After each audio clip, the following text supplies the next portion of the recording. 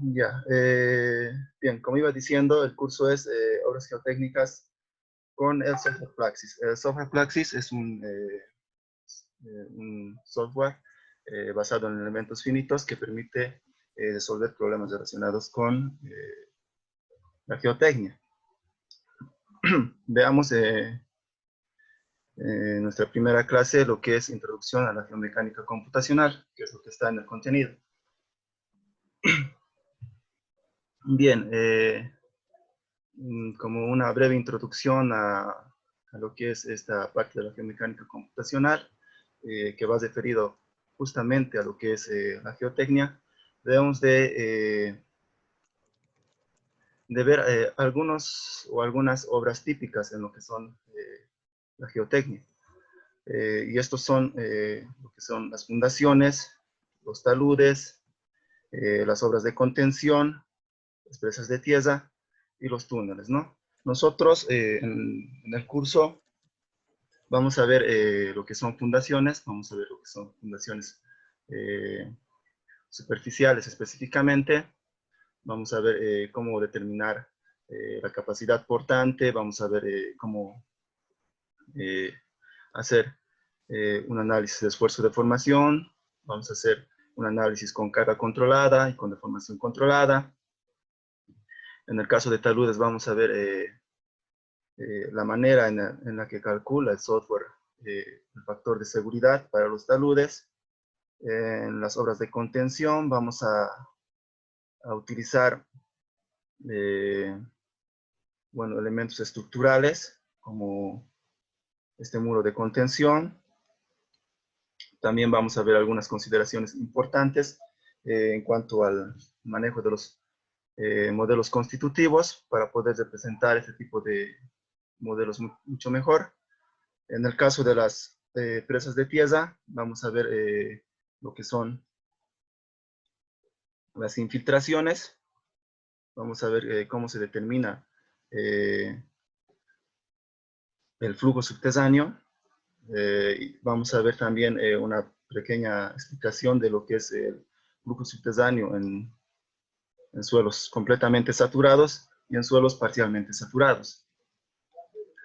Y en cuanto a los túneles, vamos a ver lo que son, cuál es la diferencia entre un túnel superficial y un túnel profundo. Vamos a ver si el tiempo nos alcanza para hacer el ejemplo de un túnel profundo o simplemente hacemos un túnel superficial.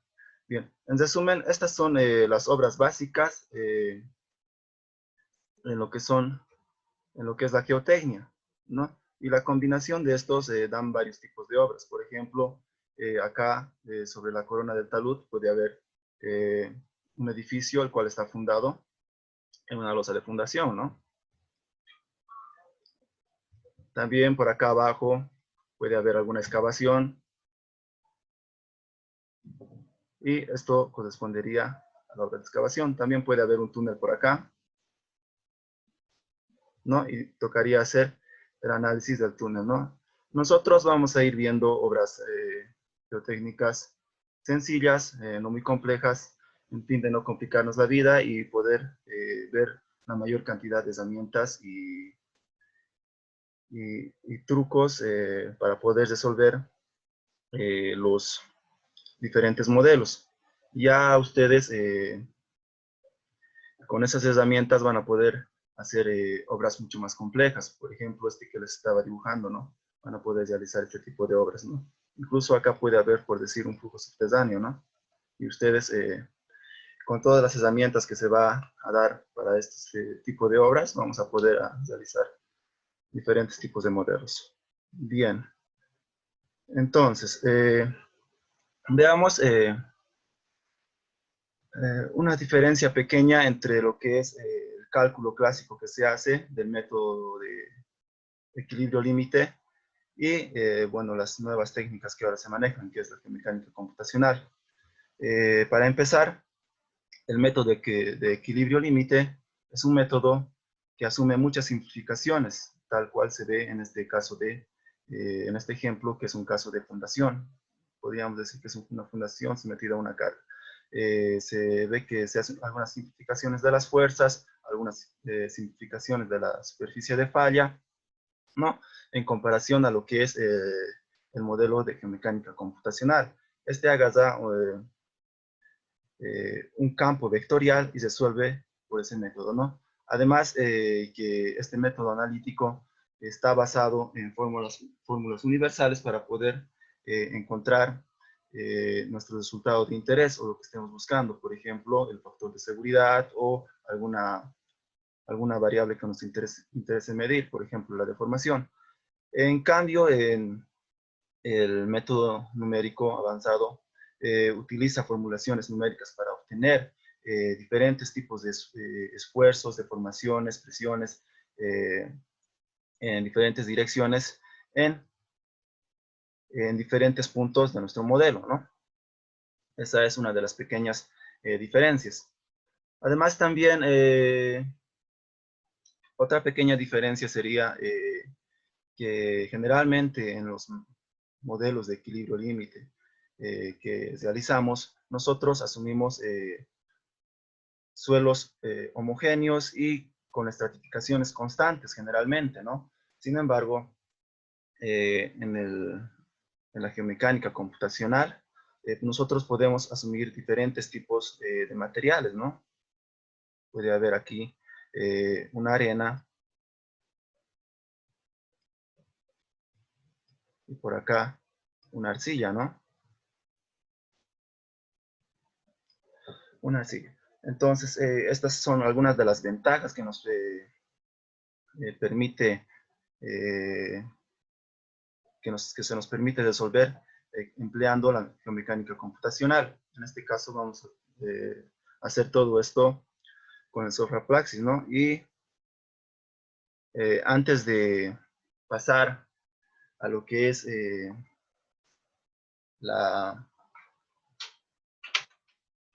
la interfaz, o sea, para ver cómo, eh, para ver las propiedades del programa, ver, hacer un clic allá, hacer un clic allá, que resuelve esto, debemos de ver también algunas pequeñas consideraciones acerca de la mecánica del medio continuo y ver las características que este presenta, porque de acuerdo a esto es que se resuelve los elementos finitos, ¿no? Y también, si entendemos esto, podremos entender de alguna forma mucho mejor la manera en la que trabaja Plaxis. Veamos entonces un cuerpo libre, el cual está sometido a cargas externas. Además, está fijo en una parte, se podría decir que es en una parte. Y debido a estas cargas exteriores, que pueden ser el peso, estas cargas exteriores, se pueden presentar lo que son las tensiones, ¿no? Las tensiones. ¿Pero qué son las tensiones? Bien, imaginemos un cuerpo el cual está sometido a diferentes acciones de carga, y si nosotros pasamos un plano cualquiera, en este caso MM, por un punto cualquiera, para que este cuerpo esté en equilibrio, necesariamente tendrá que haber una fuerza, ¿no? Y el cociente de esta fuerza entre un diferencial de área es lo que se conoce como tensión. Esta tensión puede ser descompuesta en una tensión normal y en una tensión tangencial. Bien. La relación entre estas cargas externas y las tensiones, es decir, ¿qué es lo que nos permite relacionar este tipo de, de factores con las tensiones? Son las ecuaciones de equilibrio. Bien, acá tenemos el mismo cuerpo. Este cuerpo esta vez nos va a servir para definir lo que es el tensor de tensiones. Bien, si nosotros a este punto pasamos diferentes planos en todas las direcciones, lo que vamos a tener es un cubo elemental. Nuevamente, para que esté en equilibrio, tendrá que tener un vector resultante, el cual se va a descomponer una tensión normal y tensiones tangenciales. En este caso, tenemos las tensiones normales, por ejemplo, en el plano ZY está la tensión normal X, ¿no? Y sus componentes de tensiones tangenciales. Lo mismo sucede en los diferentes planos. Teniendo en total, un total de 6 tensiones. Bien, producto de esas tensiones y de esas cargas exteriores, también se puede tener lo que son las deformaciones y los desplazamientos. Un desplazamiento simplemente es el cambio de posición que se tiene de un punto a otro. Por ejemplo, en este cuerpo se tiene un punto P, el cual este cuerpo es deformado producto de cargas exteriores. Este punto P queda ubicado en otras coordenadas. El punto se ha desplazado, ¿no? En cambio, la deformación es cuando se tiene un cambio de forma del cuerpo en sí. Noten que acá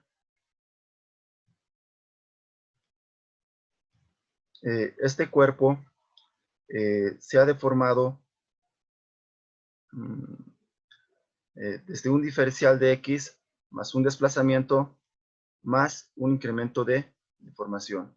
Tal vez sea un poco complicado ver en un cuerpo bidimensional las deformaciones, pero sin embargo, si nosotros vemos esto más sencillo en una base, el cual es sometido a una tensión, producto de esa tensión, esta base puede alargarse, ¿no?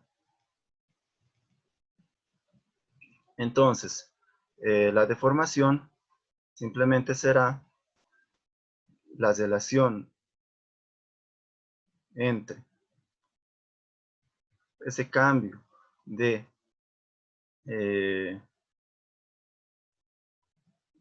longitud dividido entre la longitud inicial,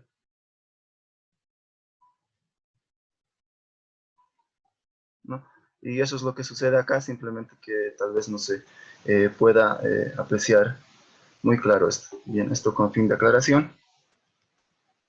Bien, lo que les iba diciendo anteriormente entonces, está un poco desordenado, van a disculpar. La relación que nos permite, las ecuaciones que nos permiten relacionar las cargas exteriores con las tensiones son las ecuaciones de equilibrio. Y aquí se presentan las ecuaciones de equilibrio. Estas ecuaciones de equilibrio simplemente son la sumatoria de fuerzas en X, en Y y en Z. Si nosotros realizáramos esa sumatoria, tendríamos como resultado estas ecuaciones. No vale la pena entrar en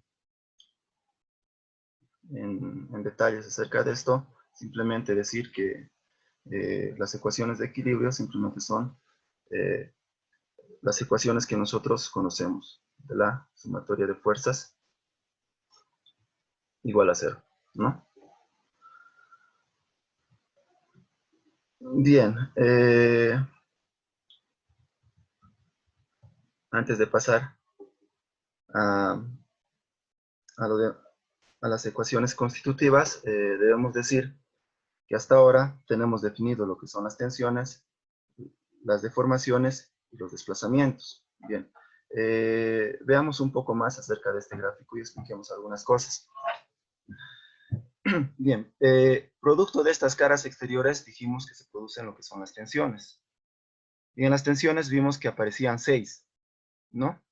6 tensiones que son 6 incógnitas para nosotros, las cuales no conocemos el valor, ¿no? Producto de esas tensiones también, de estas caras exteriores, se dan lo que son las deformaciones, ¿no? Y en total, al igual que las tensiones, pueden tener las mismas direcciones y en total podemos tener 6 deformaciones en las diferentes direcciones. y deformaciones también que no conocemos, ¿no?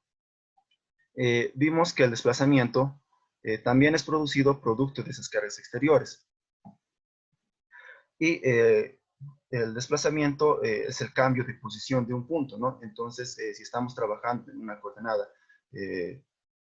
X, Y, Z, un sistema de coordenadas cartesianas, X, Y, Z, entonces ese punto puede moverse en 3 direcciones. Por lo tanto, tendremos 3 incógnitas que no conocemos, ¿no?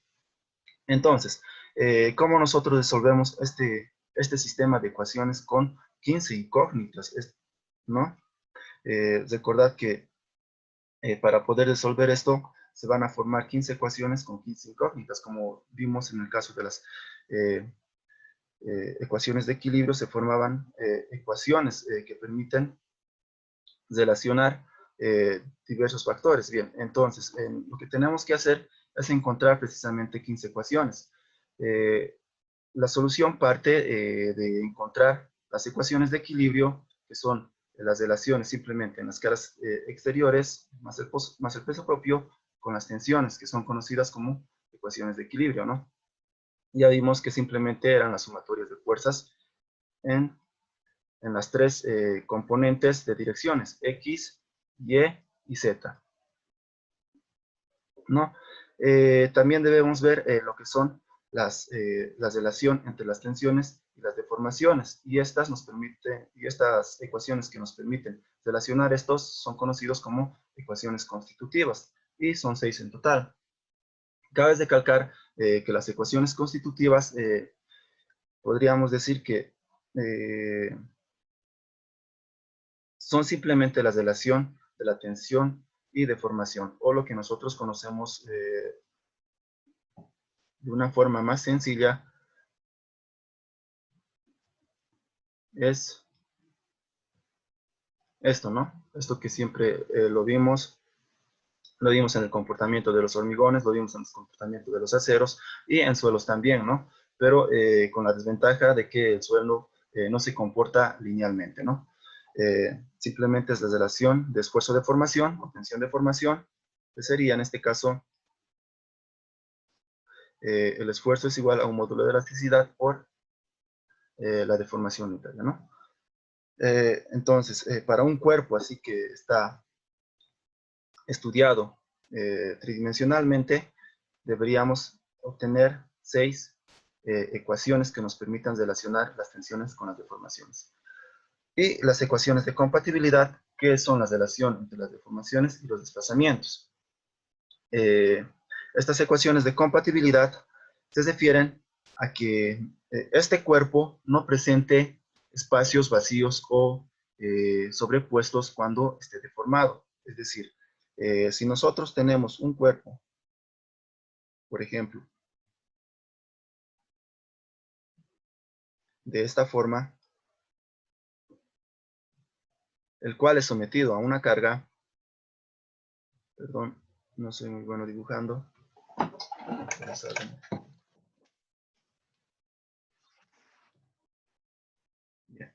el cual es sometido a una carga posterior a esa deformación. El cuerpo no puede sufrir traslapes, no puede sufrir unos traslapes de esta forma y espacios vacíos. Cuando sucede esto, se dice que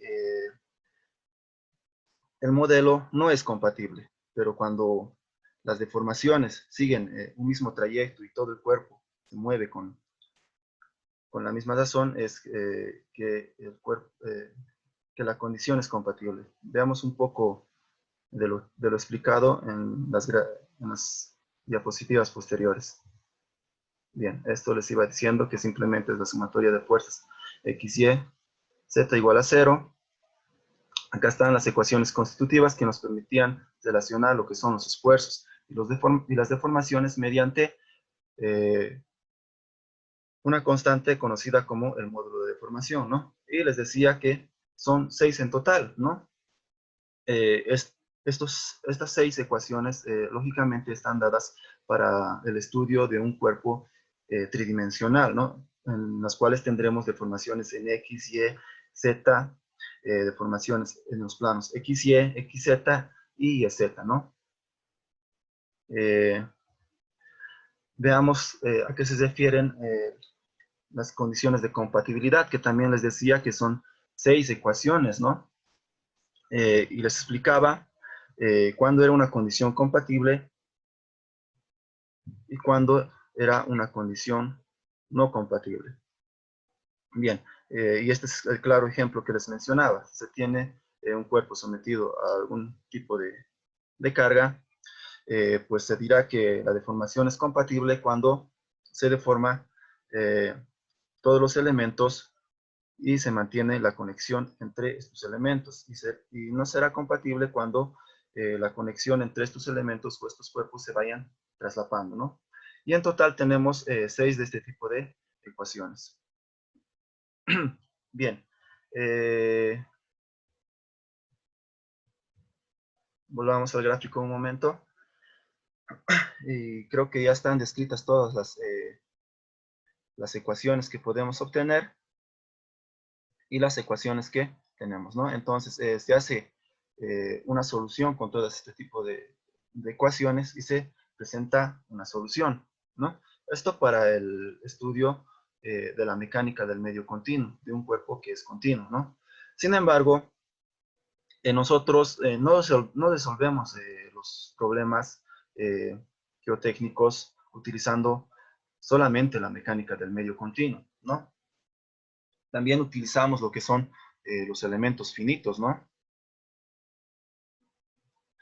Y también utilizamos diferentes tipos de modelos que nos permitan reproducir el comportamiento de nuestro material. En este sentido es que nosotros vamos a estudiar los modelos constitutivos en suelos. Bien, ¿cuáles son las componentes que nos permiten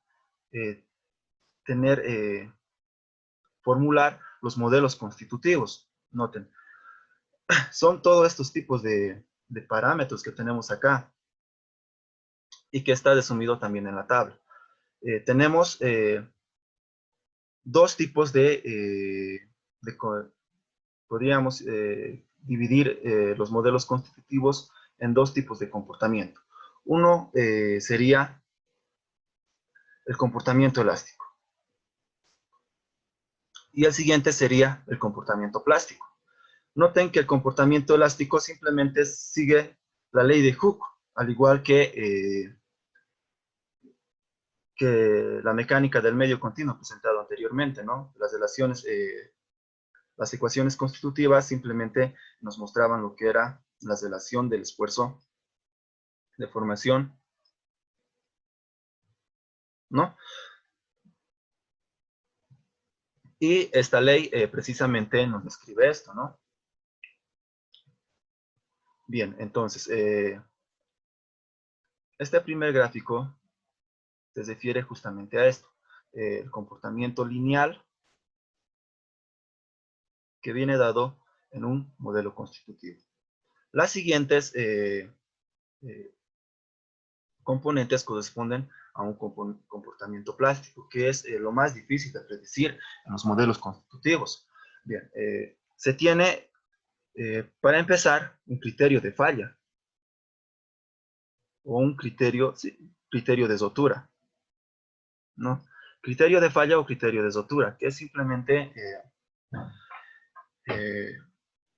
una superficie que nos delimita cuándo el material va a fallar. Por ejemplo, este plano, en este cuadro, tenemos la siguiente superficie en el cual se tienen un campo de tensiones.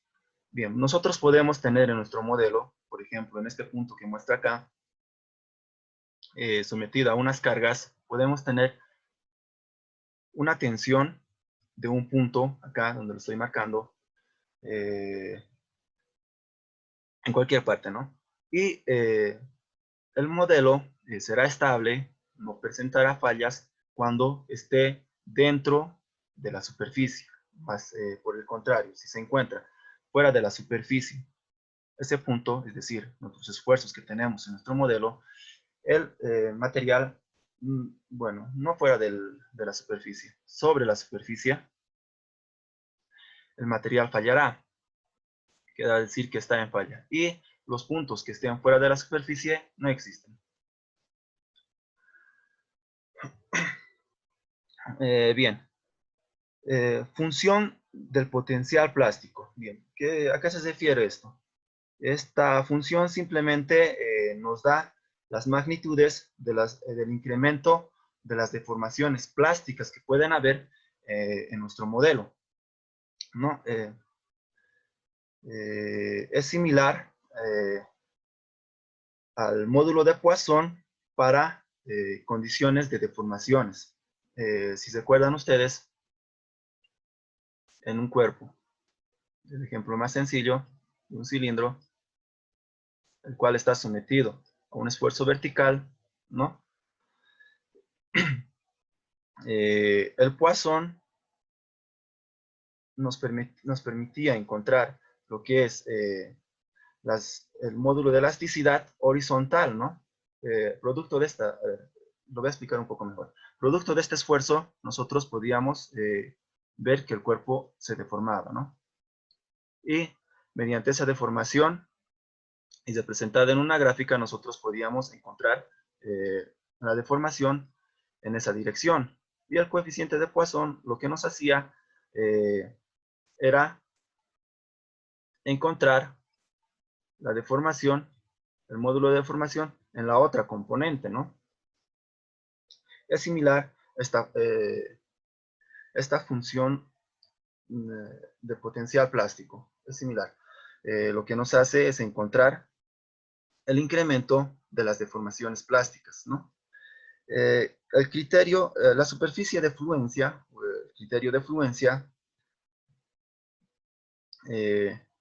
puede estar determinada también por las siguientes superficies, pueden ser dos, o puede ser simplemente una. Vamos a ver qué modelos manejan dos superficies y qué modelos manejan una superficie. Bien, lo que hace esta superficie de fluencia es determinar cuándo los incrementos, en qué momento los incrementos de deformaciones plásticas empiezan a ocurrir, ¿no? Entonces, estas superficies de fluencia, imaginemos, si tenemos nuevamente un punto, puede ser este punto de acá, un punto de esfuerzos, el cual se encuentra en cualquier plano de nuestro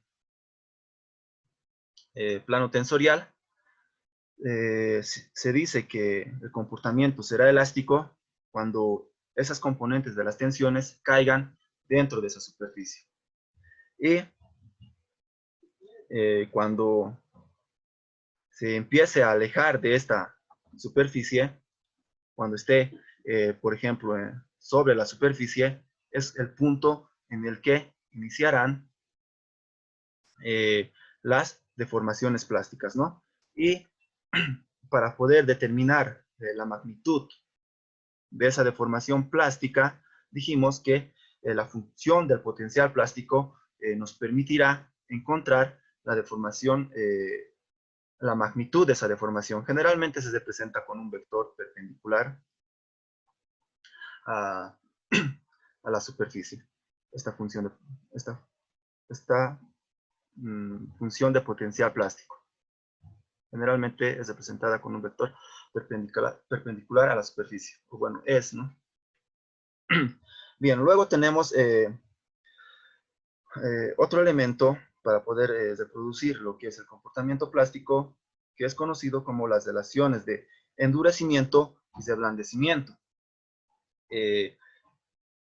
Estas relaciones de endurecimiento y de ablandecimiento simplemente nos permiten decir cómo va a variar el modelo cuando nosotros nos encontremos en estas condiciones de deformación plástica. Por ejemplo, miren acá. Hasta cierto punto podemos decir que el material se comporta elásticamente, pero pasado un punto el material se va endureciendo, ¿no? Podemos tener esta condición de endurecimiento o en algunos casos podemos tener una condición de reblandecimiento, ¿no? De esta manera. El material se va reblandeciendo, ¿no? Y esto es típico en el estudio de los suelos normalmente consolidados y sobreconsolidados, ¿no? Bien, haciendo un pequeño bosquejo de lo que vamos a hacer nosotros utilizando nuestro software Plaxis, ¿no? Esto es un pequeño bosquejo de lo que hace el software Plaxis. Bien, entonces veamos un poco qué tipos de leyes constitutivas nosotros tenemos, que en primera instancia esto sería el comportamiento elástico, ¿no? Elástico y plástico, ¿no? Bien, tenemos acá está el comportamiento elástico y algunos, bien, esto también corresponde a un comportamiento elástico y el de esto, elastoplástico, sí, el de esto corresponde a comportamientos eh, con plasticidad, elastoplásticos. Bien, tenemos modelos elásticos, bien, bueno, que también maneja el software, modelos elásticos, es decir, modelos que nunca llegan a un punto en el que fallan, ¿no? Que simplemente estos pueden continuar hasta el infinito. Estos nos sirven para poder evaluar, por ejemplo, cuando no queremos por ejemplo, una fundación.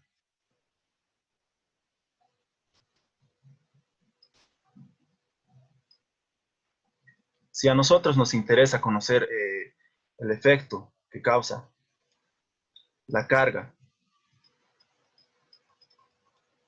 sometida a esta fundación sobre el suelo, nos interesa estudiar a nosotros qué es lo que está pasando con el suelo y no nos interesa mucho lo que pase con la fundación, entonces podemos nosotros asumir que este modelo de la fundación se comportará elásticamente y no fallará ante esta carga, ¿no? Ante esta carga que se está sometiendo y de esta manera solo podemos estudiar nosotros lo que pasa con el suelo y no así de la fundación. Entonces, este modelo es utilizado para eso. También tenemos comportamientos del tipo no lineal elástico, es decir, que estos se comportan de esta forma, ¿no? Que pueden ir y, y regresar en la misma posición, pero de una forma no lineal. También se tienen comportamientos elastoplásticos cuando el material sometido a una carga se deforma, pero ya no regresa a su misma posición, ¿no? Y también están los comportamientos lineal, elástico, perfecto plástico, que son aquellos que tienen una parte lineal elástica y posterior a eso se comportan perfectamente plástica, ¿no? Es decir, que fallan en forma lineal, plástica perfecta, ¿no? Y también puede ser que estos elementos se carguen y descarguen, ¿no? Entonces, en este modelo, eh, esa relación es paralela a, a nuestra deformación inicial, a nuestro módulo de deformación inicial. Pero pueden existir modelos en los que no suceda aquello, tales como este siguiente ejemplo. Acá se tiene un modelo, el cual se, va, se va endurando, es un modelo de deformación con endurecimiento, y si se descarga desde un punto, noten que acá, si nosotros queremos medir el módulo de elasticidad,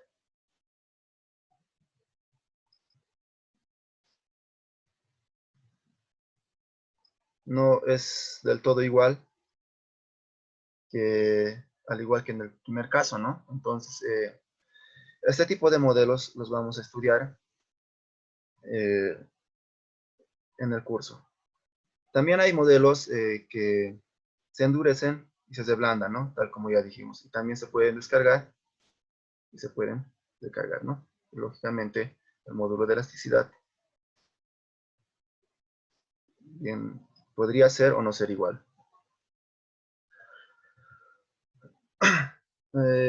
Bien, ya dijimos que la ecuación constitutiva más sencilla es la ley de Hooke, ¿no? Representada por la ley de Hooke, en la que simplemente se tiene la relación del esfuerzo de formación por un módulo de deformación. No sé por qué esto está repetido. Bien, en el caso de la plasticidad dijimos que este comienza a partir de un punto de fluencia, se van ganando las deformaciones plásticas, ¿no? Y este material puede ser descargado y descargado, ¿no? Acá se tienen comportamiento netamente plástico. Hasta este punto el comportamiento es elástico. De acá para allá, el comportamiento es plástico. Bien, muchos autores simplifican también lo que es este comportamiento de la plasticidad de la siguiente manera. Los primeros modelos que mostramos parecían de una formulación muy compleja para poder ser resueltas. En ese sentido, algunos autores lo que hacen es simplificar estos modelos y tomar simplemente, por ejemplo, un rígido plástico perfecto, que el material no se deforma, pero al llegar a una tensión, se rompe, ¿no? Esto ya lo vimos, el elastoplástico perfecto, el elastoplástico rigidizable o con endurecimiento que se va endurando a medida que se van aumentando las cargas a través de, después de un punto de fluencia, o el elástico plástico reblandecible o con reblandecimiento, ¿no? Bien, veamos un poco de los modelos que utiliza el programa. Bien, como primer modelo que vamos a ver y que es utilizado para una primera aproximación del comportamiento en todo tipo de obras, tanto en suelos como en rocas, es el modelo de Moore-Coulomb. Este modelo eh, se basa en lo que es un comportamiento del tipo de que lleva elastoplástico perfecto. Este es el comportamiento que asume el modelo para que ustedes puedan ver cómo se comporta el modelo, ¿no? Puede tener, puede actuar a carga y descarga y llega a un punto en el que este material puede fallar, ¿no? Bien, este modelo presenta una superficie de rotura, dijimos, ¿no? Que las condiciones para poder llevar a cabo un modelo constitutivo eran las condiciones elásticas y plásticas, y dentro de las plásticas estaba la superficie de falla, ¿no? La superficie de falla dibujada tridimensionalmente o graficada tridimensionalmente presentaría la siguiente figura, en el cual nos indica que, que esta superficie de falla puede extenderse hasta el infinito. Esto puede continuar hasta el infinito, ¿no? Entonces, se tiene esa primera desventaja en este modelo. Si tenemos un cuerpo que está sometido, por ejemplo, a las tensiones iguales, ¿no? Este modelo nunca va a fallar, ¿no? Siempre va a ser estable, se va a ir deformando, pero no va a llegar a un punto de falla, ¿no? A este punto de falla. Bien, debemos recordar también que en los modelos constitutivos, justamente en el comportamiento de la plasticidad, teníamos también además la superficie de fluencia, ¿no? Esa superficie de fluencia, dijimos, o esa función de fluencia también podía ser representado por una superficie. En este caso, nuestro modelo adopta esta misma superficie para utilizar esa, para poder predecir lo que son el comportamiento de nuestras deformaciones plásticas. Entonces, en ese sentido, si vemos nosotros, bien, esta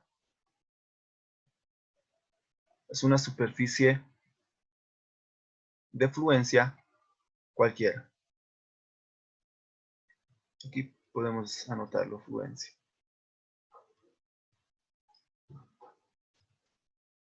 Fluencia, ¿no? Dijimos que un vector perpendicular nos permitía medir lo que son las deformaciones plásticas, ¿no? En el caso de nuestro modelo, se tiene que la superficie de fluencia viene dado por esta superficie. Si nosotros dibujamos, representamos esta superficie esta función de fluencia o superficie de fluencia en un plano P, PQ, esta es la figura que toma, ¿no? Entonces, si tenemos un esfuerzo, el cual se encuentra, por decir, por este punto, el modelo no fallará, ¿no? Mas si se encuentra sobre la superficie, el modelo presentará deformaciones plásticas, ¿no? Y serán reproducidas por este vector, ¿no? Que conocimos como el potencial plástico de fluencia, ¿no? Este nos permite medir lo que son las magnitudes de estas deformaciones plásticas. Bien, debemos ver además también que esta dirección de las deformaciones puede ser variable, ¿no? ¿Y de qué dependerán? Esa dirección, pues dependerán del ángulo de dilatancia, ¿no? Se dice, bien, aquí hay un concepto muy interesante, se dice que cuando el ángulo de dilatancia es igual al ángulo de fricción, estamos en una condición de flujo asociada, ¿no? Bueno, ese tipo de modelo en la vida real no se presenta, ¿no? Generalmente el ángulo de fricción es menor al ángulo de, perdón, el ángulo de dilatancia es menor al ángulo de fricción. Generalmente lo aproximan con 30 menos el ángulo de fricción, ¿no?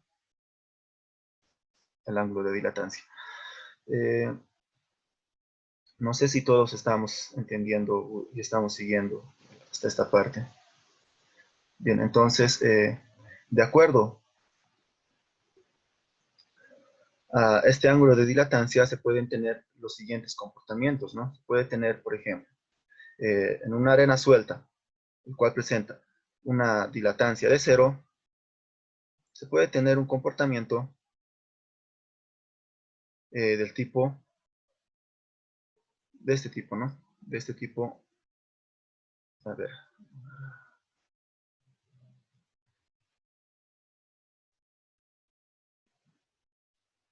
Bien, si se tiene una dilatancia igual a 0, el comportamiento del material será de un suelo suelto, de un suelo que esté normalmente consolidado, el cual no presente una expansión, ¿no?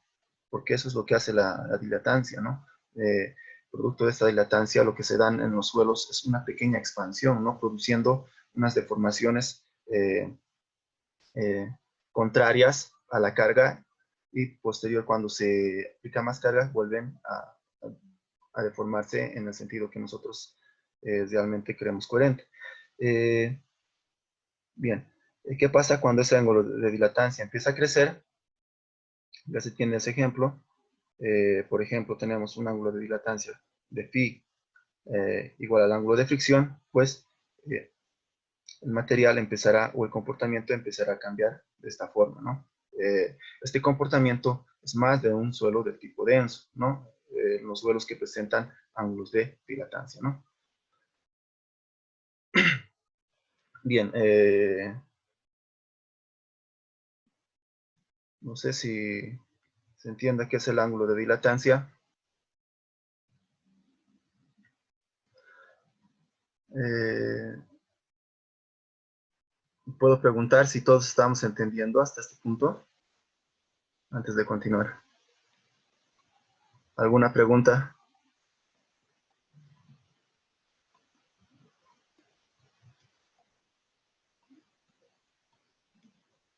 ¿Hay alguna pregunta hasta este punto? creo que no. Ya, aquí en el chat vi que... por favor, repetiría eso último. Ya, bien, vamos a repetir un poco esto del ángulo de dilatancia y cómo afecta. Bien, vamos a borrar nuevamente esto. Perdón. Vamos a borrar esto. Bien, definir primero qué es el ángulo de dilatancia y cómo es que hace su aparición en nuestro modelo. Bien, tenemos, por ejemplo, suelos.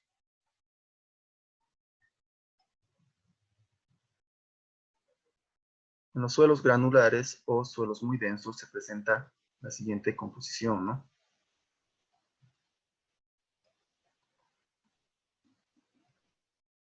Bien, exagerando un poco las gráficas.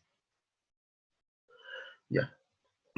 Cuando se somete a este suelo a la acción de una carga vertical y a la acción de una fuerza horizontal,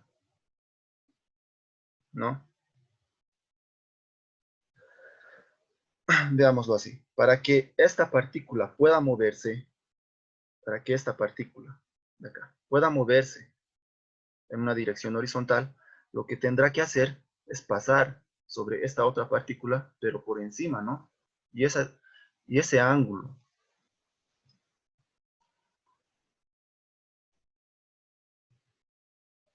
ya, vamos a responder esa otra pregunta luego. Y ese ángulo que se forma acá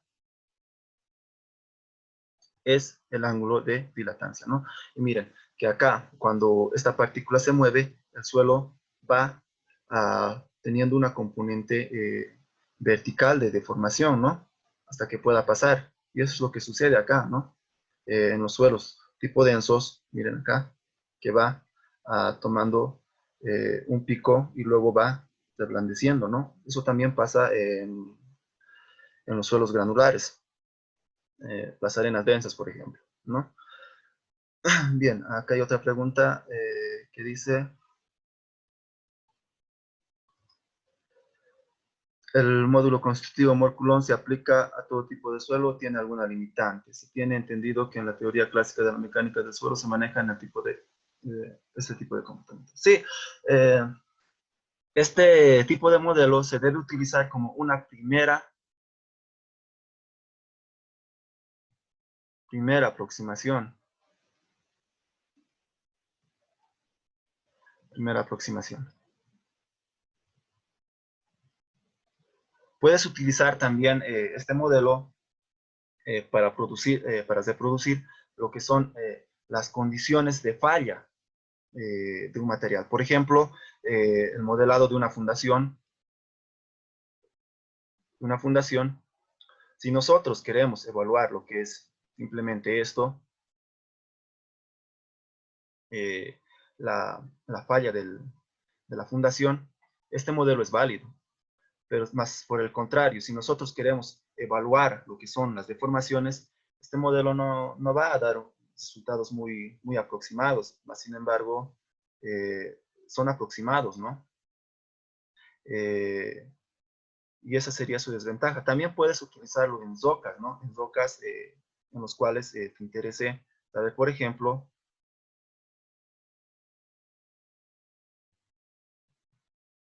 la estabilidad de un talud, ¿no? Pero debes de tener cuidado en rocas que tu material no se comporte. Voy a dibujar las discontinuidades. Bien, estas discontinuidades que dibujé más o menos presentan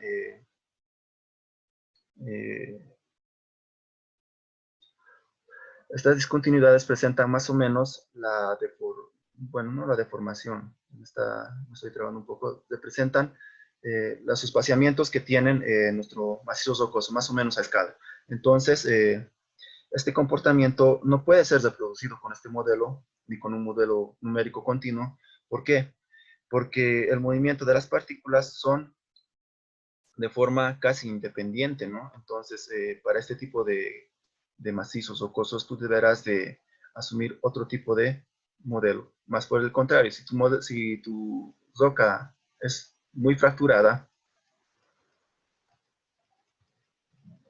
sí, muy fracturada, más o menos de este tipo, entonces acá sí se puede presentar una superficie de falla de este estilo, ¿no? Los que se presentan justamente en los medios continuos. Entonces ahí sí puedes utilizar. A ver, otra pregunta. En rocas no hay fallas circulares. Ya, bien. Entonces, deben de tener mucho cuidado al tratar de utilizar este modelo, ¿no? O los modelos de elementos finitos que utilizan lo que es un medio continuo, ¿no? Que es lo que vimos en la primera instancia. Bien, pasemos al siguiente modelo. Este modelo permite reproducir lo que es el comportamiento de un suelo, ya sea, bueno, se basa en la teoría del estado crítico, denominado Campley. Bien, acá tenemos algunas gráficas de cómo es que se comporta. Este modelo puede tener la siguiente forma, puede tener un comportamiento elástico hasta un cierto punto, y desde ese punto puede empezar a tener un reblandecimiento, ¿no? Esto se da en un suelo del tipo que sea sobreconsolidado, ¿no? O arenas densas. También se puede tener el tipo de comportamiento que sea con endurecimiento, ¿no? Definir nuevamente qué es el endurecimiento, simplemente, bien, acá tenemos el comportamiento elástico de un material, ¿no? Y si nosotros vamos aplicando incrementos de esfuerzo, la pendiente de nuestra relación esfuerzo-deformación irá cambiando por el ajuste de un parámetro, en este caso alfa. Ese alfa puede ser cualquier valor o cualquier función que nos permita definir, no siempre en una recta, sino como en este caso, en una forma no lineal, de cualquier otra forma, ¿no? Eso es el endurecimiento. Y acá tenemos una pequeña explicación para que quede un poco más claro en qué consiste la superficie de fluencia. Miren, acá tenemos nuestra superficie de fluencia, ¿no? Dijimos que hasta este punto el comportamiento de nuestro modelo era del tipo elástico. Miren, ¿no? Hasta acá es elástico, ¿no? Pasa a la superficie de fluencia, el comportamiento ya es plástico, ¿no? Y el suelo fallará cuando esta trayectoria de esfuerzos choque con nuestra superficie de superficie de rotura o criterio de rotura en este caso, ¿no?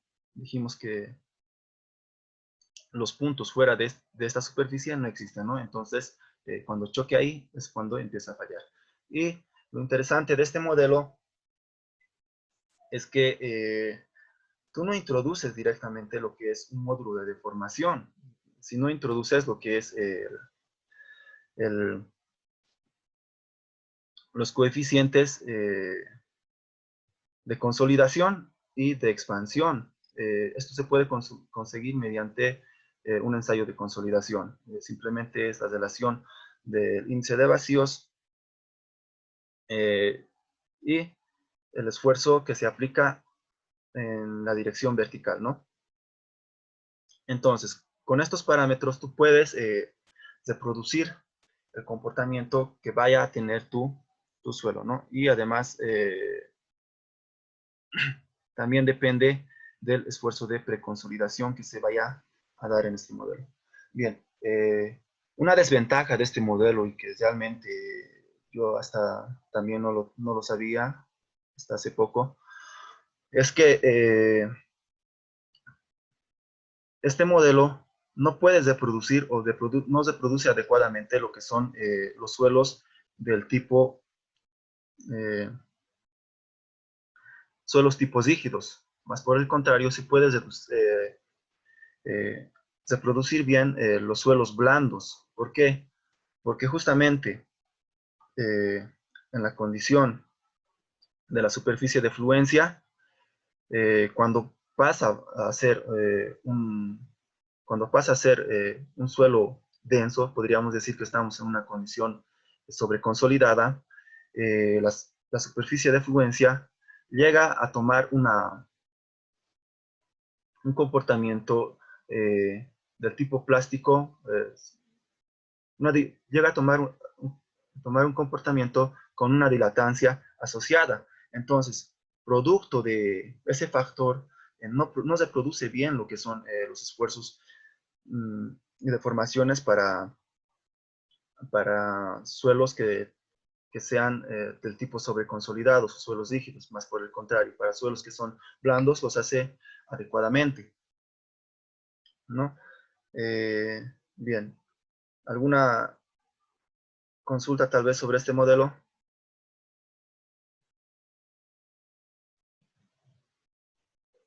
Otra aclaración que se debe de hacer con este modelo es que no puede ser utilizado para lo que son problemas que tengan que ver con estabilidad de taludes. No puedes utilizar el método de reducción de esfuerzos que utiliza el Plaxis para poder determinar el factor de seguridad. Esto no puedes hacer con este modelo. Bien. Pasemos al siguiente modelo, que es el soft soil. Bien, este modelo también permite reproducir lo que son los modelos, bien, los suelos que son blandos, los suelos normalmente consolidados, podríamos decir. Y ahora este modelo presenta una superficie de fluencia distinta, ¿no?, a las anteriores. Presenta una superficie de fluencia, miren, de este estilo, que es una combinación entre la superficie de falla que utiliza Moore-Coulomb, ¿no?, que es esta, combinada con una superficie de fluencia que cubre esto. Podríamos decir que es como un sombrerito, ¿no?, para nuestra superficie de fluencia, ¿no? Y de esta manera, los esfuerzos, llegando a un punto, para un esfuerzo que son iguales, empezará a tener deformaciones plásticas, ¿no? Lo que no ocurría con nuestro modelo Moore-Coulomb, ¿no? Estos podían crecer infinitamente. Bien, ¿cómo se define este modelo? Bien, acá se tiene lo que es la línea de falla, que está representada por el criterio de rotura de Moore-Coulomb, y acá viene lo que es justamente nuestro, este sombrerito de acá, ¿no? Que sería, en inglés es yield cap, pero en español, la verdad, no sé cómo traducir. Es una superficie que tapa nuestra superficie de fluencia. Y en este comportamiento se tiene que, cuando tenemos unos esfuerzos, por ejemplo, de esfuerzo desviatórico y esfuerzo volumétrico, en este punto se dice que estamos en una condición elástica, tipo elástica, ¿no? Más por el contrario, cuando vamos acercándonos a este punto, empezamos con lo que son las deformaciones del tipo edométrico, no, del tipo de plástico, ¿no? Y cuando llegamos por acá, el suelo empieza a fallar, ¿no? Este modelo, al igual que el anterior, define la relación de esfuerzo de formación a través de no un módulo de elasticidad directamente impuesto por nosotros, sino de otros parámetros que son los que vienen relacionados con el ensayo edométrico, ¿no? Que son el coeficiente de expansión y el coeficiente de compresión, ¿no? Y aquí tenemos algunas relaciones que nos permiten determinar estos coeficientes, ¿no? En Praxis, nosotros podemos poner el coeficiente de compresión graficado en una gráfica de formación y esfuerzo logarítmico, o también podemos poner los coeficientes graficadas con una relación de vacíos y esfuerzos verticales en logaritmo en base 10. Tenemos esas dos opciones. Y mediante estas dos parámetros, mediante estos dos parámetros, nosotros podemos definir el comportamiento de esfuerzo de formación. Bien, a pesar de que tenemos todos estos parámetros, Praxis también incluye otro modelo que es el modelo CRIP, para Soil Model CRIP, que es para problemas que tengan que ver con asentamientos secundarios, ¿no? Y justamente acá tenemos la relación del índice de vacíos a través del tiempo, ¿no? O de la deformación a través del tiempo. Y este C alfa, si ustedes recuerdan un poco de lo que es la teoría de consolidación, nos permite definir el asentamiento a un largo plazo, ¿no? Nos permite definir eso. Vamos a ver un ejemplo en nuestro capítulo de consolidación con este modelo. Bien, vayamos un poco. Pasemos al modelo Hardening Soil Model. Bien, veo que ya es hora, sin embargo debemos de continuar porque si no, no vamos a tener tiempo para poder continuar con el resto de los ejemplos, nos va a pisar el tiempo. Continuemos más o menos una media hora o lo que dé para que podamos terminar. Bien, este modelo Hardening Soil Model nuevamente está definido por lo que es una superficie de fluencia que viene primeramente compuesta por la superficie de falla de Mohr-Coulomb. Y nuevamente tiene un sombrerito, podríamos decir, que nos permite cesar esta superficie de fluencia, ¿no? Y de esta manera podemos controlar mucho mejor en nuestras deformaciones plásticas. Bien, ¿cuáles son las características de este modelo? Notar que el modelo reproduce lo que son un modelo con endurecimiento. ¿Por qué? Porque al inicio se tiene un comportamiento elástico y posterior a eso el suelo se va endureciendo, ¿no? Podemos decir también que el modelo depende de 3 módulos de elasticidad para poder ser reproducidos. Depende de un módulo de elasticidad inicial, depende de un módulo de elasticidad secante al 50% y depende de un módulo de carga y descarga, ¿no? Estos 3 parámetros nosotros sí debemos definir en nuestro modelo. Y al definir estos parámetros nosotros podemos utilizar de mucha mejor manera este modelo. Cabe recalcar que el modelo Hardening Soil Model es el modelo que más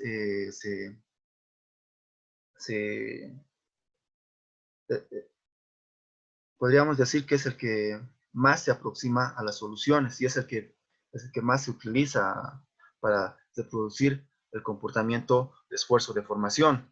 Si bien vimos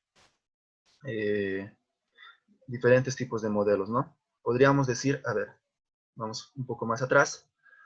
Podríamos decir que el modelo de Mohr-Coulomb se utiliza para una primera aproximación para todo tipo de modelos, ¿no? El modelo Kamm-Clay podríamos decir que se utiliza para suelos del tipo blandos, ¿no? Lo propio, el Soft Soil Model.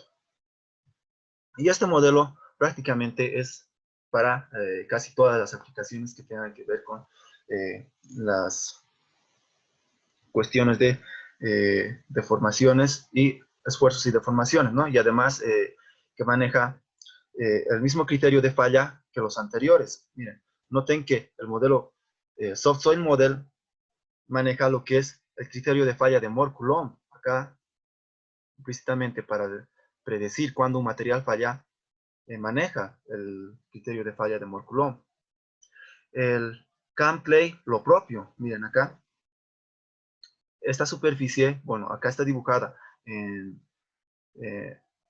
podríamos decir, en una representación de esfuerzos desviatóricos y esfuerzos volumétricos, pero esta superficie de fluencia está definida también por una lineal que es la de Moore-Coulomb, y bueno, la Moore-Coulomb maneja pues su propia superficie de falla, ¿no? Entonces, producto de estas deformaciones, este modelo permite reproducir adecuadamente problemas que tengan que ver con deformaciones pequeñas y también que tengan que ver con deformaciones de carga y descarga. Veamos un poco el comportamiento del modelo bajo la acción de esta superficie de fluencia. Veamos un poco de eso. Bien, si tenemos nuevamente un punto de esfuerzos cualquiera en un plano de esfuerzo de formación, en este caso desviatóricos y volumétricos, por ejemplo acá, estamos en una región elástica, ¿no? Más por el contrario, si nosotros nos vamos alejando de esta superficie de fluencia, el modelo se va a ir endureciendo. Cabe recalcar que acá el comportamiento es medido por EI, ¿no? O también EUR, ¿no? Y cuando el modelo se va acercando a lo que es la superficie de falla, podemos decir que está por acá, la superficie de falla, el modelo el comportamiento se va endureciendo, ¿no? Hasta encontrar la falla. Y eso es lo que muestra justamente acá. Este modelo se va endureciendo hasta poder encontrar la línea de sutura, ¿no? Pero si nos vamos por este lado, ¿no? Nos vamos que los esfuerzos volumétricos son mayores a los esfuerzos desviatóricos, diremos que nos encontramos en una condición neta de compresión y que además también, pasando esta superficie de fluencia, el modelo se irá comportando de manera plástica.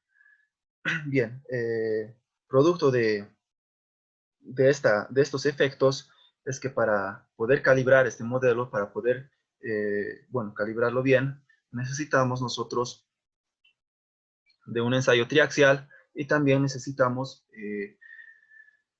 de un ensayo de consolidación. Son los dos ensayos elementales para poder calibrar adecuadamente este modelo, más no por el contrario, más sabemos que generalmente estos ensayos no se realizan en obras pequeñas, ¿no? ¿Por qué? Porque son costosos y son de mucha duración. El ensayo requiere un buen tiempo para poder ser ejecutado, y además de que generalmente en las obras pequeñas el presupuesto no está hecho para este tipo de ensayos, ¿no? Simplemente lo que se puede hacer en este caso son tomar aproximaciones. Bueno, hay un sinfín de aproximaciones para poder aproximar lo que son estos módulos de carga-descarga, también para el criterio de falla. Ahora, alguien dirá, si utilizamos este modelo con parámetros que estamos aproximando, es mejor que utilizar estos modelos de acá, que es el CAMCLAY y el Moore-Coulomb.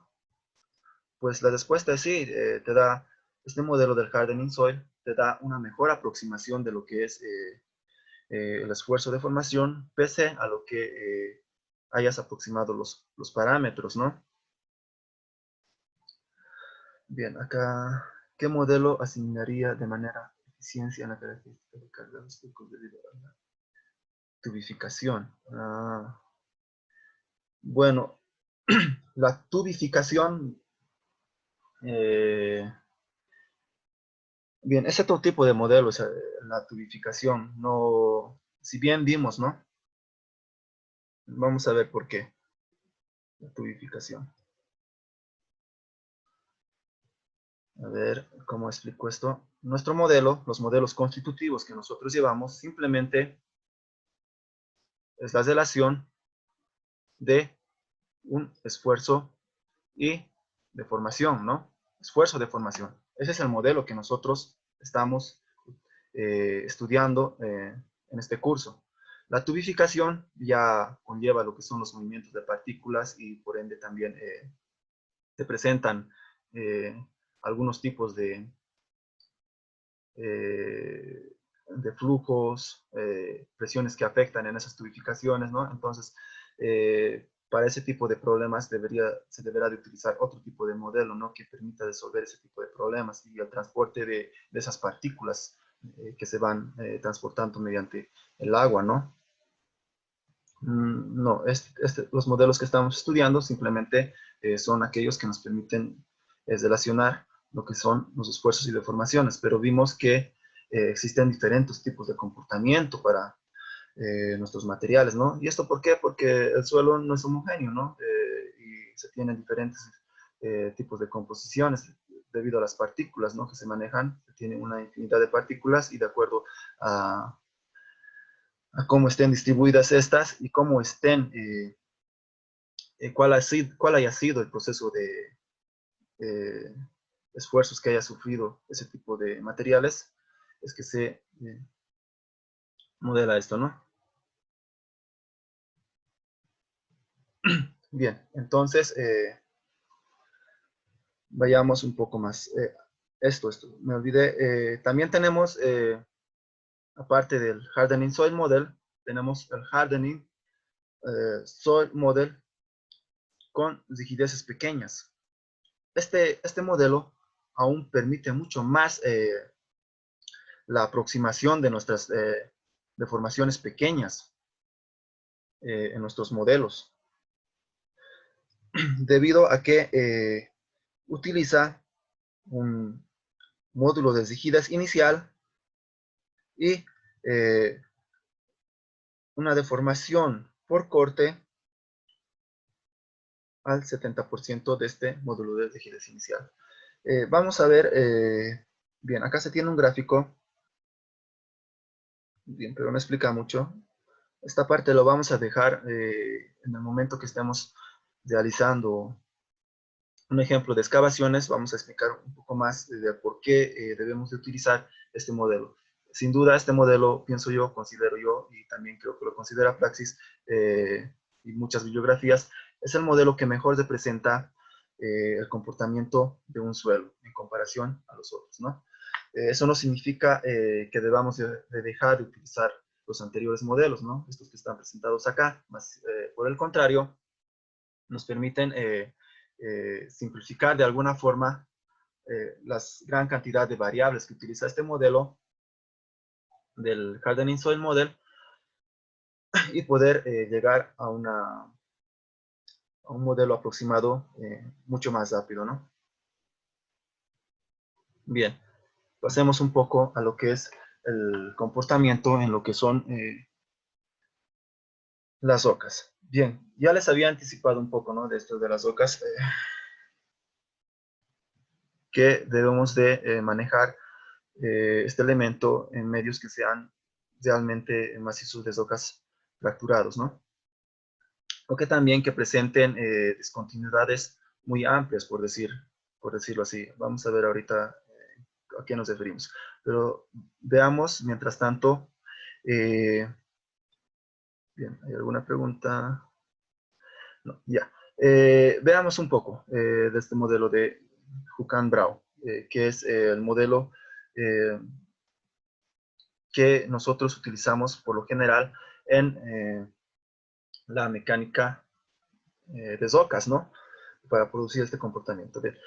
Veamos que tenemos acá comportamientos del tipo elastoplásticos, ¿no? Que son, bien, que son del tipo frágil, ¿no? Se daría esto en el caso de que sea una zoca competente, ¿no? Es decir, que la zoca sea de muy buena calidad y cuando falle, repentinamente baje los esfuerzos, ¿no? Y llegando hasta un residual, ¿no? Eh, Luego se tiene el comportamiento de una zoca medianamente competente con reblandecimiento, ¿no? Es decir, ya no es tan competente como esta. Y por último se tiene el comportamiento de las zocas que podríamos decir que son blandas, ¿no? Eh, Generalmente en estas zocas el comportamiento puede asociarse con un comportamiento del tipo elastoplástico perfecto, ¿no? Eh, Este y este no lo reproduce Plaxis. El que utiliza y se produce es este. Eh, Veamos que la superficie de fluencia de nuestro modelo constitutivo o de Huckenbraun maneja una superficie, un criterio de rotura. En este caso es un criterio de rotura distinto al de Moore-Coulomb. Vimos que el de Moore-Coulomb era una hexagonal con una hexagonal recta que salía del origen, o no, pero este varía, ¿no? Con una curvatura que permite reproducir mejor lo que son el comportamiento de esfuerzos de formaciones en las rocas. Bien, acá tenemos, en este otro gráfico tenemos justamente la superficie de fluencia, ¿no? Que es la misma que el criterio de rotura. Y acá tenemos algunos efectos de la dilatancia que se tienen en esta, ¿no? Y cómo estas dilatancias harán variar lo que son las deformaciones plásticas, ¿no? Y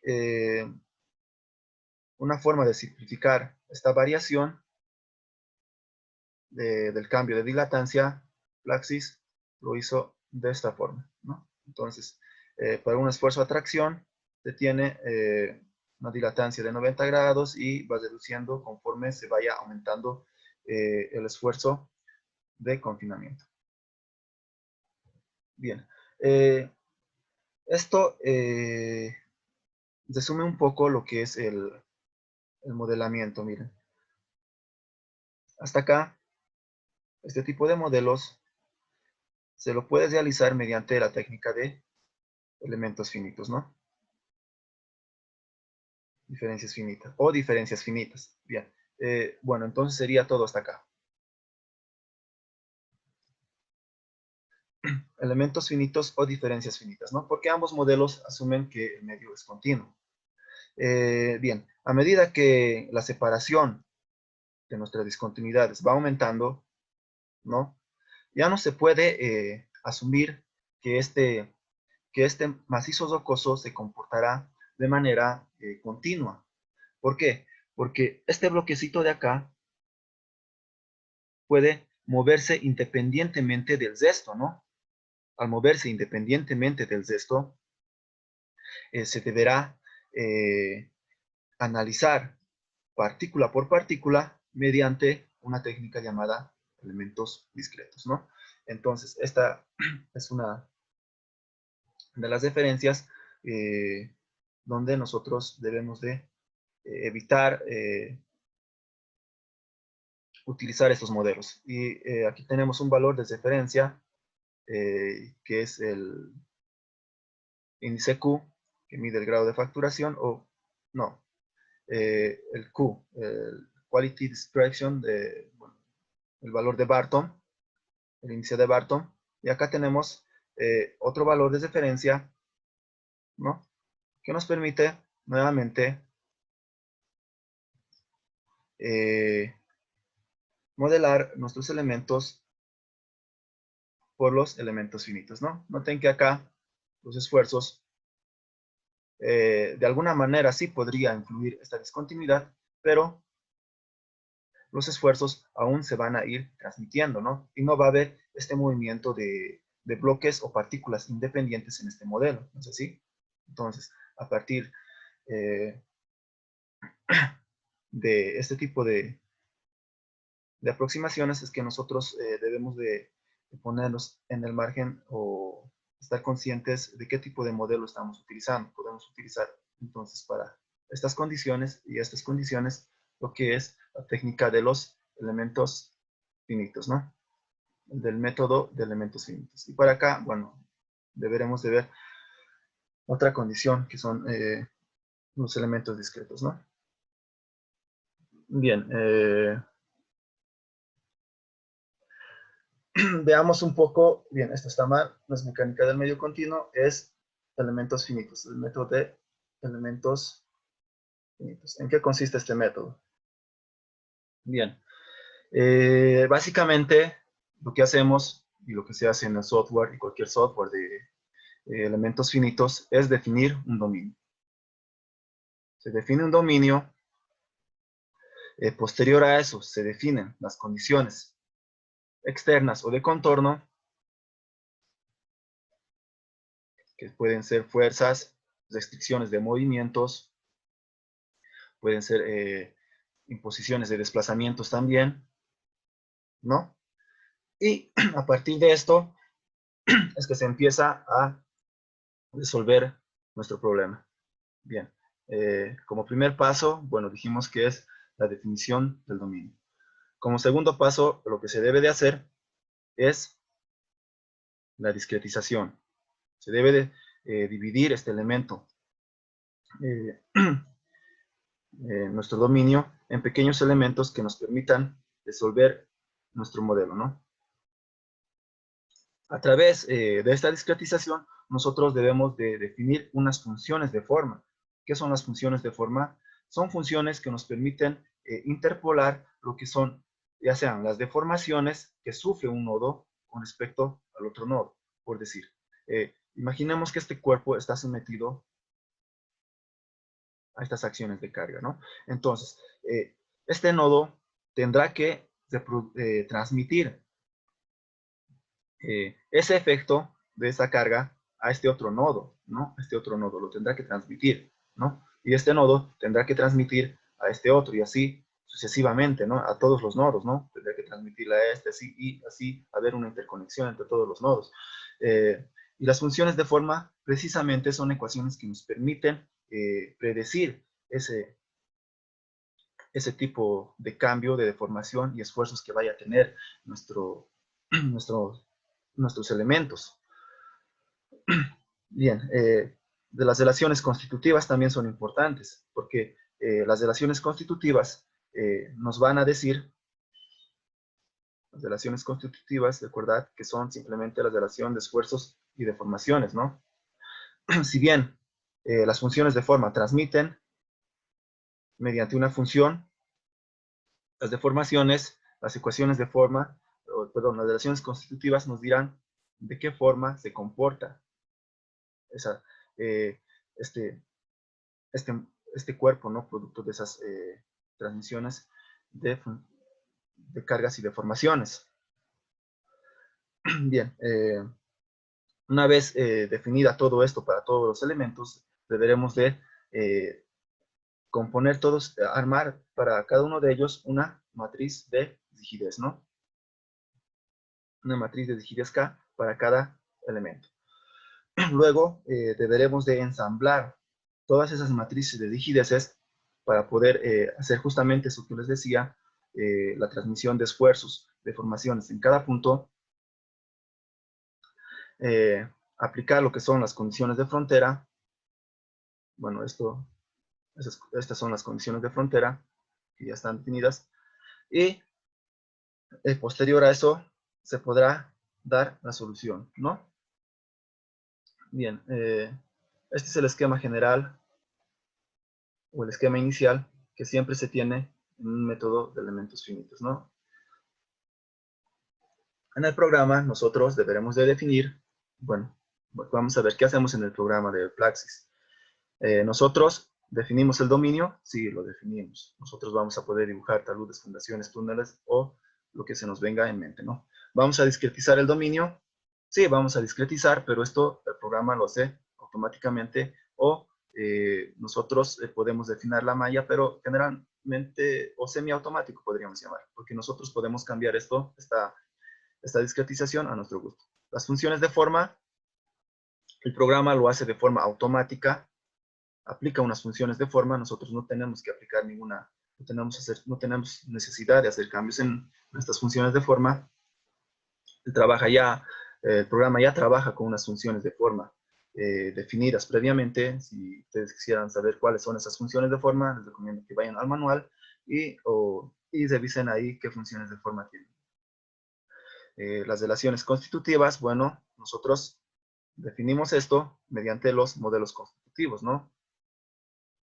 Las matrices de rigidez, esto el programa lo hace automáticamente, ¿no? El programa justamente va a ensamblar todo eso y nos va a dar una matriz ensamblada que lo hace de forma automática.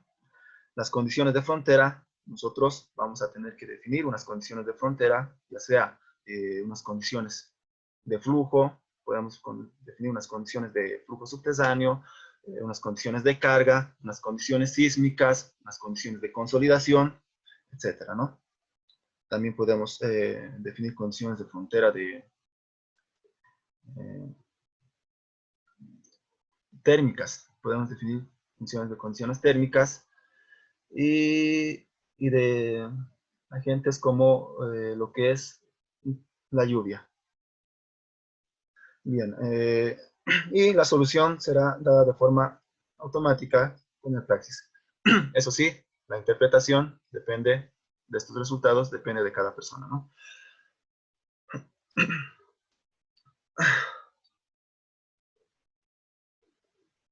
Bien.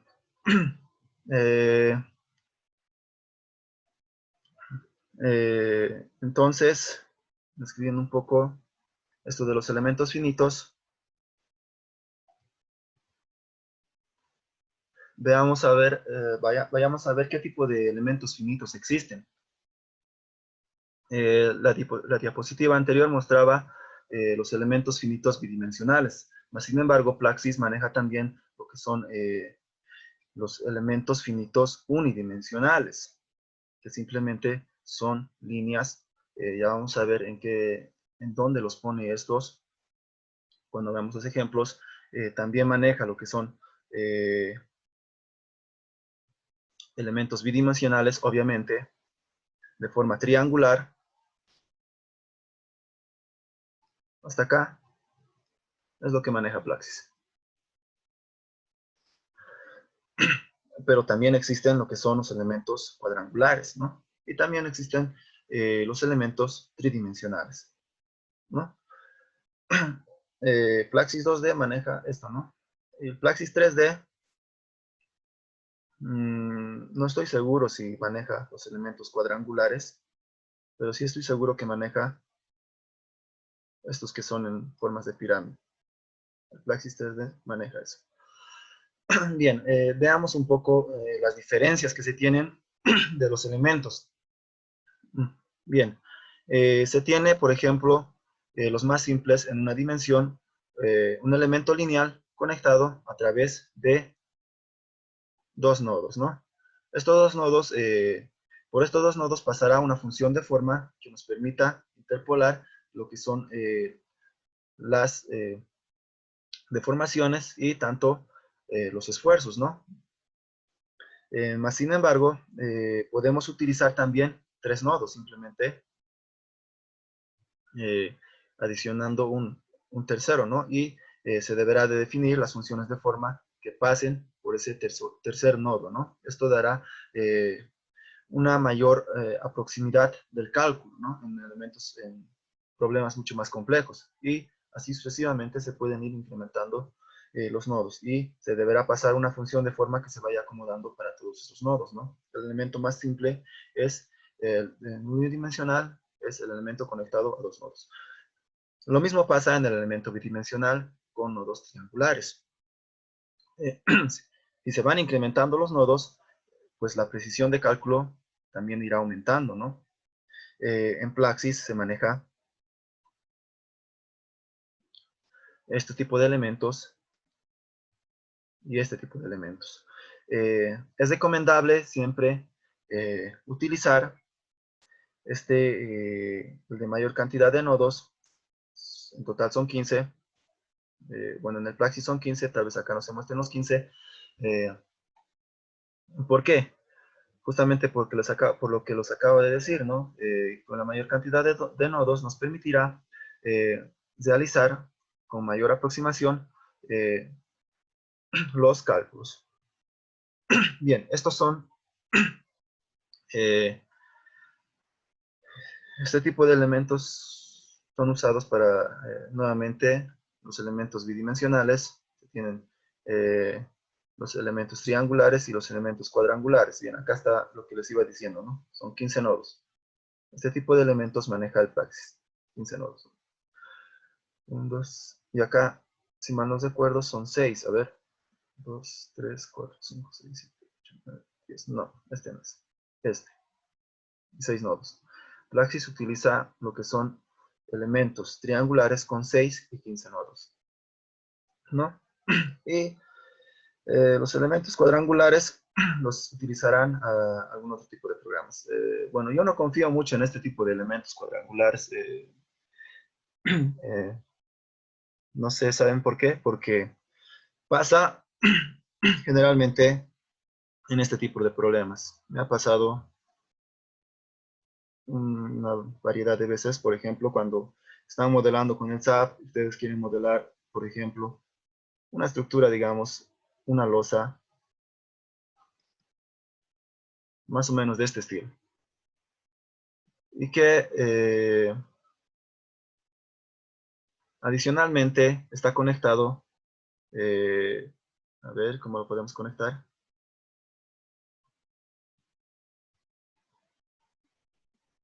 A esta forma, por ejemplo.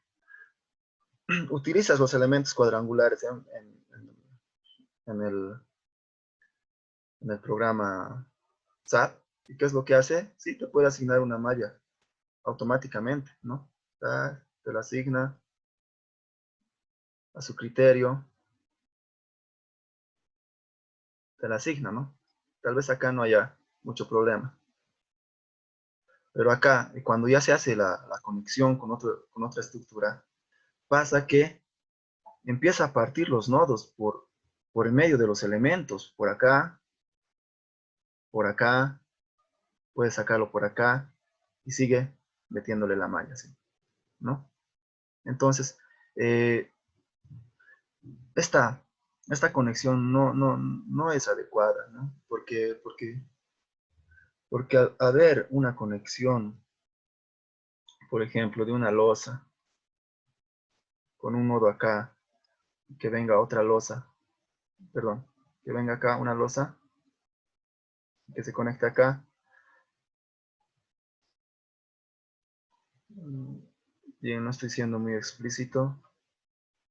Bueno, no sé cómo dibujarlo, pero a lo que voy es que esta conexión así con nodos que van entre los elementos así no es buena. Si ustedes hacen que se deforme, van a ver que hay espacios vacíos, y la idea de los elementos finitos es que no estamos modelando condiciones discretas, ¿no? No estamos tratando de modelar condiciones continuas. Bien, es por esa razón que yo confío mucho más en los elementos triangulares. Otra desventaja de los elementos cuadrangulares es que pueden haber también elementos cuadrangulares de este estilo. Y acá, cuando ya se pasa la función de forma, pues genera muchas veces unos sobreesfuerzos, concentraciones de esfuerzo en un lado o en otro lado. Entonces, por esas razones que no me gusta mucho utilizar los elementos cuadrangulares, no sé. Tal vez alguno esté muy acostumbrado con esto, sabe la forma exacta, no tiene problemas con las discretizaciones que vaya a realizar, le gusta eh, tener mucho cuidado con eso y todo aquello, pues es su decisión, ¿no? Bueno, esa diapositiva. Bien, en Plaxis también se tiene lo que son puntos, stress points, que son los puntos de esfuerzo que nos permiten simplemente controlar los esfuerzos. Son estos círculos blancos, ¿no? Recalcar o recordar que el Plaxis maneja simplemente estos dos tipos de elementos, ¿no? En un análisis 2D. Bien. Si bien podemos hacer enumeración, modelos bidimensionales, ¿no? Simplificados, ¿no? Existen modelos que no podemos reproducir con este tipo de modelos bidimensionales. Tales son, por ejemplo, la construcción de un portal de entrada de un túnel. Este tipo de problemas corresponde netamente a un tipo de problema tridimensional, porque este el modelo tendrá esfuerzos tantos en estas direcciones salientes. Bueno, a ver, definamos un plano. X, Y y Z. Bien. Entonces, decía que este modelo presentará tanto esfuerzos que se produzcan en el eje X, esfuerzos que se produzcan en el eje Y también habrá pues esfuerzos que se produzcan en el eje Z, ¿no? Y también deformaciones, todo eso, ¿no? Entonces, por esa razón, los portales corresponden a un tipo de problema tridimensional. También sucede esto con este tipo de problemas. Por ejemplo, se tiene un edificio más o menos que tiene una fundación cuadrangular y al lado se tiene una excavación, pero con una forma irregular, ¿no?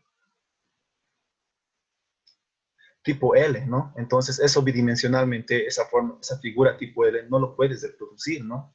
Si quisieras tener un modelo que un modelo bidimensional y quieres que te reproduzca adecuadamente las deformaciones y esfuerzos en este modelo, pues no lo vas a conseguir, ¿no? Así tal como a cabalidad. Para este tipo de problemas, necesariamente se emplea los análisis tridimensionales. Y también acá se tiene el ejemplo de una presa, ¿no? Una presa en arco, el cual nuevamente tiene esfuerzos en estas direcciones, ¿no? El esfuerzo del peso propio, ¿no? Y podría tener también algunos esfuerzos en la dirección horizontal, ¿no? Bueno, este ya se descompone en una dirección horizontal y este esfuerzo puede descomponerse de esta manera, ¿no?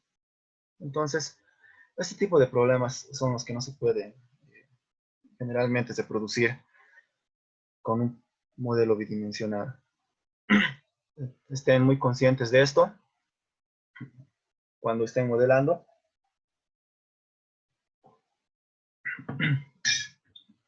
Bien.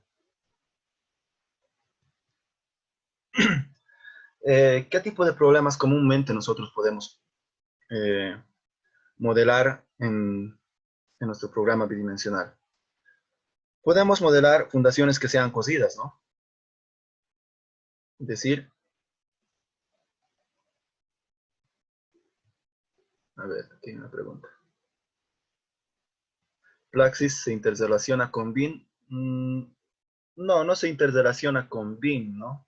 Lo que puedes hacer en Plaxis es agarrar tu modelo creado, por ejemplo, de una casetera, agarras la topografía, importas esa sección, lo pones al software y tienes los parámetros y modelas, ¿no? En la aplicación del programa tridimensional, sí se puede importar los modelos, les comento esto, sí se puede importar los modelos tanto de TAPS como el SAP. Existe una aplicación externa que la crearon justamente, que la creó justamente Plaxis, creo que es pero son los que están en Sucia. Lo que hace es agarrar el modelo creado en ETABS o SAP, y ese modelo tú puedes importarlo al Praxis tridimensional y con eso puedes hacer tu análisis de deformaciones, ¿no? Bien, otras soluciones que podrías tener, bien, sería, por ejemplo, en el tema de presas, crear un análisis tridimensional. Tienes el modelo de la presa creado en un modelo BIM, agarras esa superficie y simplemente la importas al programa Praxis en este caso, ¿no? Hay otro programa que podría decirse que sí maneja un poco el BIM, es el Midas. El Midas, ustedes sabrán un poco del Midas. El Midas tiene diferentes programas. Tiene justamente un software que está específicamente para el análisis geotécnico. También están softwares que están específicamente para la construcción de estructuras, tales como el diseño de puentes y el diseño de estructuras, el Midas Civil y el Midas Gen, respectivamente, ¿no? Tú en el software Midas puedes importar directamente esos modelos a tu modelo geotécnico y ahí ver de forma mucho mejor lo que son el comportamiento de tu modelo, ¿no? Pero son modelos complejos, ¿no? Hablar de modelos tridimensionales muchas veces es muy complejo realizar, y la desventaja, una de las desventajas que tienen los modelos tridimensionales es que la cosida puede tardar, ¿no? Puede tardar, y incluso la figura se vuelve pesada y muchas veces tienes complicaciones para poder simplemente crear tu modelo, ¿no?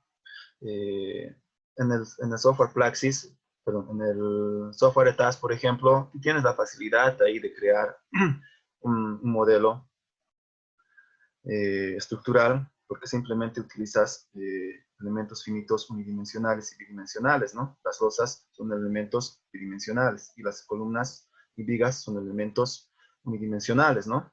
Miren, ¿no? Acá un elemento puede ser de este tipo, puede ser una viga o una columna. Esto puede ser una losa o una fundación, ¿no? Lo propio esto, ¿no? Pero no utilizamos este tipo de elementos en ese tipo de programas estructurales, ¿no? Pero acá, en nuestros modelos de geomecánica computacional, sí utilizamos, miren, estos elementos son tipo tridimensional, ¿no? Acá, entonces, agarrar cada componente, los parámetros que se debe de poner acá atrás, por debajo, miren, estos pilotes que están ahí, están dentro de esto, cómo los selecciono, ¿no?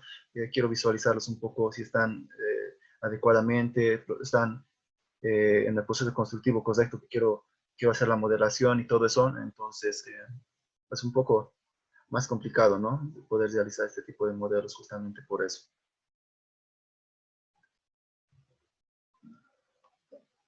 Bien, les iba diciendo qué tipo de modelos podemos utilizar con nuestro software bidimensional, qué tipo de problemas podemos solucionar.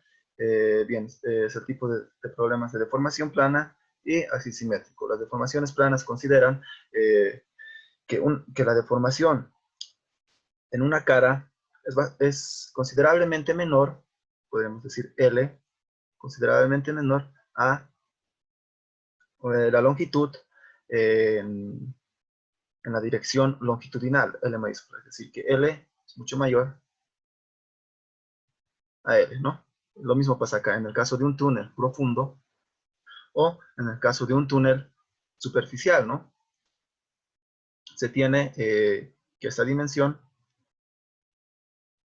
del diámetro del túnel,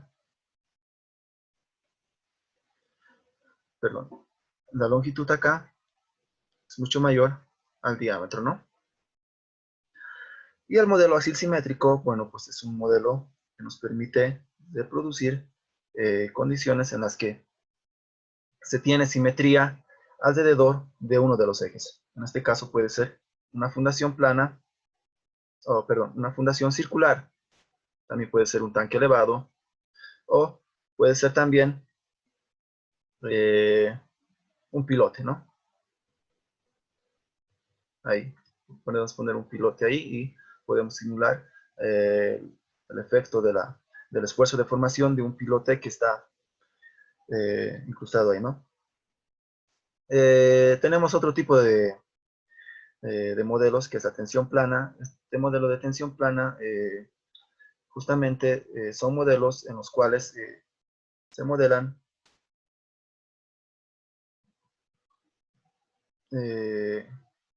placas delgadas, se podría decir. El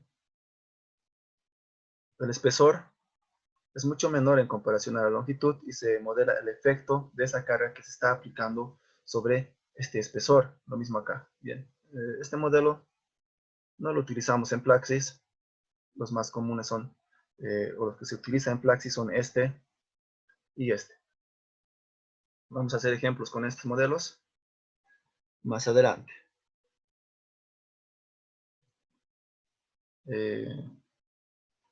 Bien, hasta acá tal vez un poco para los que no estén mucho metidos con los elementos finitos y todo aquello, les haya parecido un poco pesado en toda esta charla. Sin embargo, eso es lo que se maneja en los softwares generalmente en los softwares geotécnicos, es lo que manejamos y lo que hacemos, ¿no? Y en la geomecánica computacional es muy común hablar de este tipo de cosas. Bien, veamos un poco. A ver, esto lo dejamos para mañana. Sí, lo dejaremos para mañana. Ya son aproximadamente 2 horas. Vamos a continuar el día de mañana con esto. Mañana nos empezamos a meter a lo que es el Plaxis. Vamos a ver un poco de la interfaz y vamos a ver algunos ejemplos. Bien, si tienen alguna consulta, pueden hacérmela saber. La presentación se las voy a enviar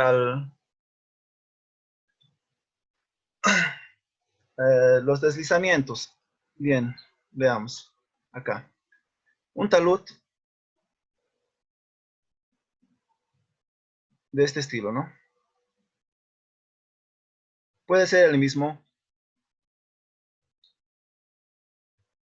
a lo largo, ¿no? Y esta longitud, L, es mucho mayor en comparación de cualquiera de estas longitudes, ¿no? L2 o L1. L es mayor a L2 y L1, ¿no? Entonces, el modelo que se aplica para un modelo de estabilidad de talud o deslizamiento es el de deformación plana. ¿Algún tipo de bibliografía para que se puedan guiar? Sí, puedo compartir. Voy a compartir por el grupo, bueno, específicamente un libro guía que permita ver así todos estos modelos y las consideraciones que se tienen en cuanto al modelaje. Creo que no hay, la verdad, pero sí diferentes libros sí te van a ayudar un poco a poder, a poder, a poder entender mucho más sobre los modelos. ¿Qué modelo sería ideal para suelos lixiviados y seríanos sanitarios? Suelos lixiviados, suelos lixiviados.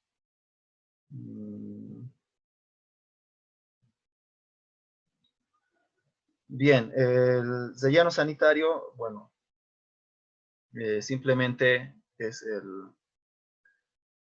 efecto, es como un talud, ¿no? Entonces puedes modelar la estabilidad de los taludes que vayas a formar de tus rellenos mediante este programa y el efecto que vayas a tener. Puedes usar también una etapa constructiva, ¿no? Rellenas una parte y ves los esfuerzos que provoca, ¿no? Y también puedes verificar la estabilidad. Rellenas otra parte y ves los esfuerzos y verificas la estabilidad. Ves las deformaciones, verificas y todo eso, ¿no? Ahora, suelos lixiviados. La verdad, ese término no lo había oído. Sí, lixiviados. Lixiviados.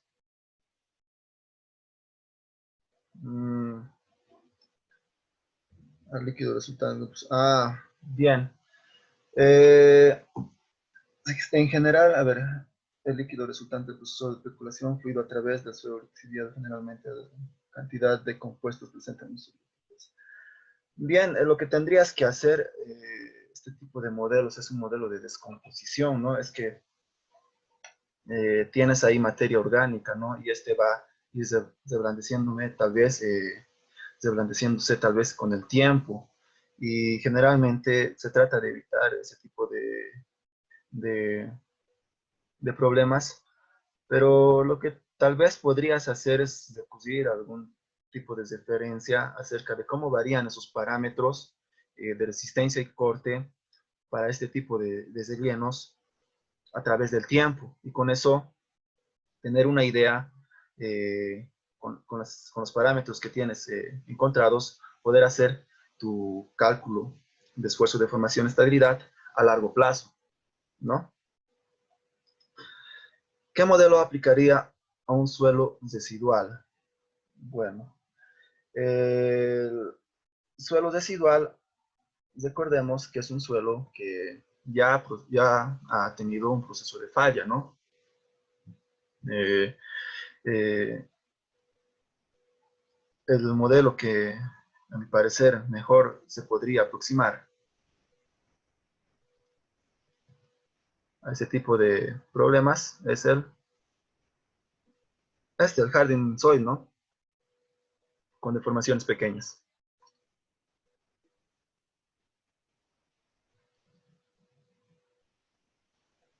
Bien, ¿alguna otra pregunta?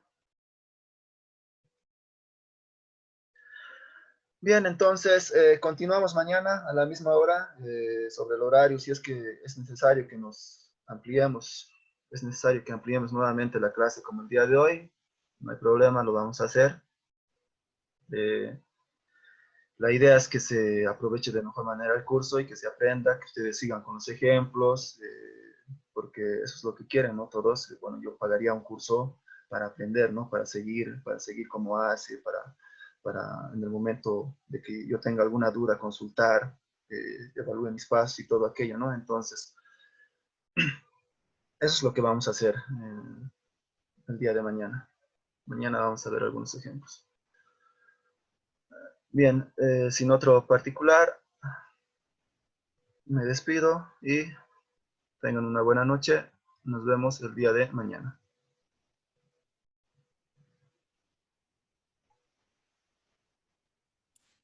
Hasta luego, Inge.